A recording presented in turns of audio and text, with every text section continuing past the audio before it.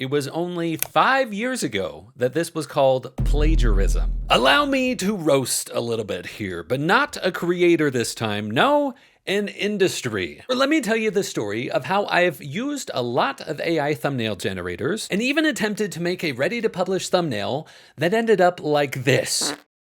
Howdy everyone, Nate here. Allow me to talk about something that has completely flipped on its head in the last 5 years. Being in the thick of the YouTube growth space at the point that this news story broke, I was very aware of what was happening. What is happening with AI and YouTube thumbnails? There's a lot of other AI topics here, but I had to talk about this one because what's happening is there's a variety of tools that are cropping up that are allowing creators to do a face swap, take someone else's image and AI juxtapose your own face onto their thumbnail. What is freaking wild to me about this is this used to be seen as stealing. But with the advent of AI, all of a sudden it's the thing. When I saw this start happening, the only thing I could think of was a line from the Pixar movie The Incredibles, where the villain says something to the effect of, "When everyone is super, then no one will be." Because it seems to me like we've stepped way beyond stealing like an artist into stealing with AI is fine.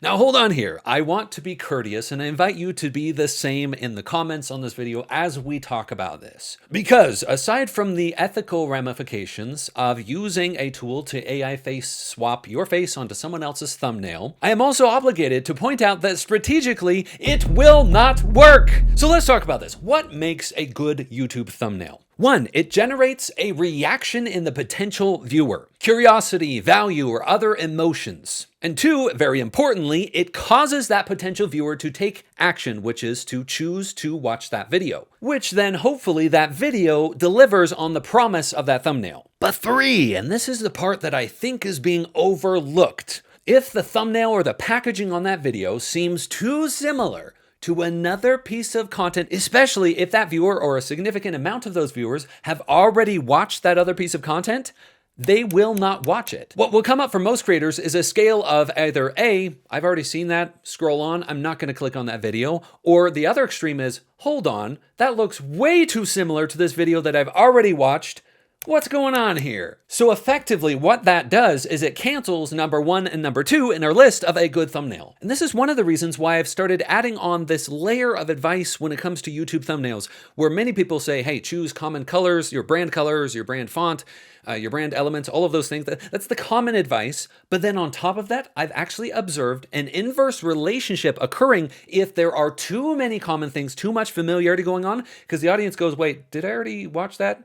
I'm not interested. And they move on. With the other issue here being, if the creator or the audience that we're trying to target with this face swapped or this copycat thumbnail, if many of them have the reaction of, wait a minute, this is exactly like a video I've already watched, but it's just AI face swapped, what do you think that will do for your brand? Now, mimicking can have excellent results. In fact, it can be a shortcut to more success, even if you don't understand all the nuances of what it took to get to that point. An example I've used several times with my clients goes like such. There was a singer once that was learning how to sing better, and they were struggling along the way. They were making progress, but not to the degree that they wanted to. And their vocal coach had an idea. They said, well, what if you pretend to sing like Josh Groban? Now, it doesn't matter if you know who Josh Groban is. He's an excellent singer. So this vocal coach's advice was, I don't care if you know everything about the breathing and the forming of the vowels and all of that.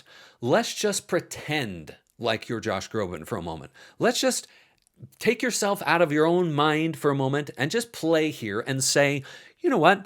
I'm going to personify Josh Groban and I'm going to sing as if he were singing. Now, what do you think happened to that person's singing?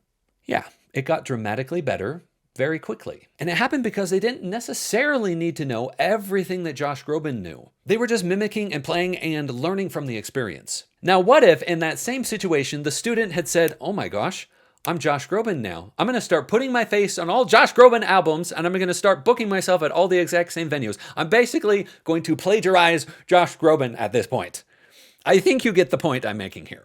You'll see many creators, including perhaps yourself, referencing, taking inspiration from, and appreciating compelling YouTube thumbnails. I see it like science, where I'm learning from the advances of other people. I'm building on their progress. But when a creator chooses to directly take from this other creator, and AI unfortunately has enabled this a lot. They're accomplishing step 1 and 2 in our list, but they're also completely ignoring 3. So Nate, you ask in weird third person, because I do that sometimes in my videos, what is a good use for AI and thumbnails? In preparation for this video, I attempted to find an AI thumbnail generating tool that would accomplish what I would want it to.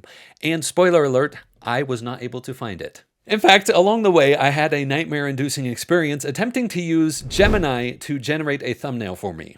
Here's how the story went. I asked, can you edit an image of a person into a YouTube thumbnail? Gemini said, yes, I definitely can help with that. Then it gave me a list of stuff that it would need to know. I said, are you able to look at thumbnails on a specific YouTube channel and model the image after those?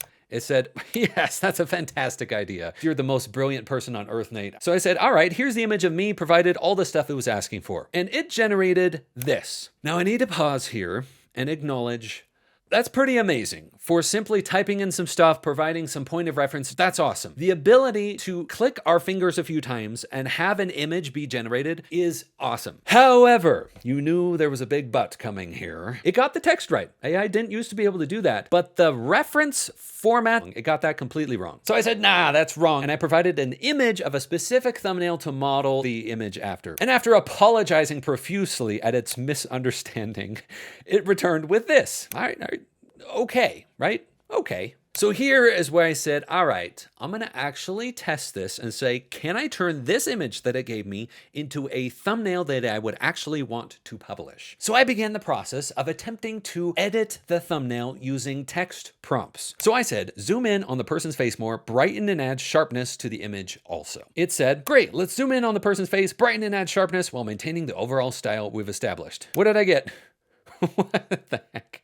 It added some lens flare, and no, it didn't zoom in. So I said, all right, let's use this image for the graph. Let's swap out the graph, and it gave me this. That was not the graph I provided. It didn't juxtapose the image I gave it. It also totally messed up the dimensions for a YouTube thumbnail. I said, no. Let's revert it back, and let's scale up the person's image so they fill more of the frame. And then after apologizing profusely yet again, it returned this.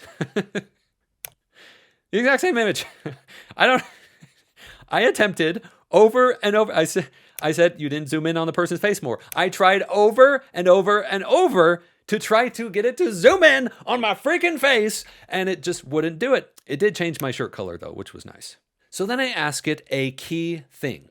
Can you export images with layers as a Photoshop document? I'm going to get to this more as I talk about why this is so important. And it said essentially in a whole lot of words, no. So armed with that new information, I went back to attempting to make an actual thumbnail that I would want to use. I gave it additional instructions, which again, it sort of did. And by this point, it was becoming clear that there were certain things that this would not do, like freaking scaling the image. How hard is that? So after giving it more and more instructions, this is the image it output. And I thought, nah, all right, until I noticed this. Freaking nightmare fuel. What is this? You see, somewhere along the way, with every iteration, it was retouching the original image, and it took it from smiling happy Nate like this to whatever this is. What is this? Freaking diseased, horror-struck version of myself that feels like the world is not worth living in. Listen close, and if anybody watching this has the capability to do this, let me know, because I want to hear from you. I will tell you right now in a free YouTube video how to make the perfect AI thumbnail generator. And I'm going to rapid fire this, so take notes. 1, allow me to input files for reference, or better yet, link to a channel or specific video. Just allow me to go, hey, can you make it just like this? Gemini failed at that. 2, have a profile for brand colors, fonts, all of that thing that I can preload, that it just assumes, yeah, I'm going to be using these fonts. This is my primary, secondary, all of those things, including common assets like arrows, logos, etc. that I can just reference and say, include this asset in the image right here. 3, allow me to input the images that are going to be used in this file, but don't alter the image like this frightening valley of uncanny that Gemini output. Preferably only applying layers or alterations to the image, but not altering the core image. And the subpoint under that, allow me to generate assets as graphics with transparent backgrounds that I can then rearrange and use in my thumbnails. 4, at this point, yes, allow me to use prompts to edit that thumbnail.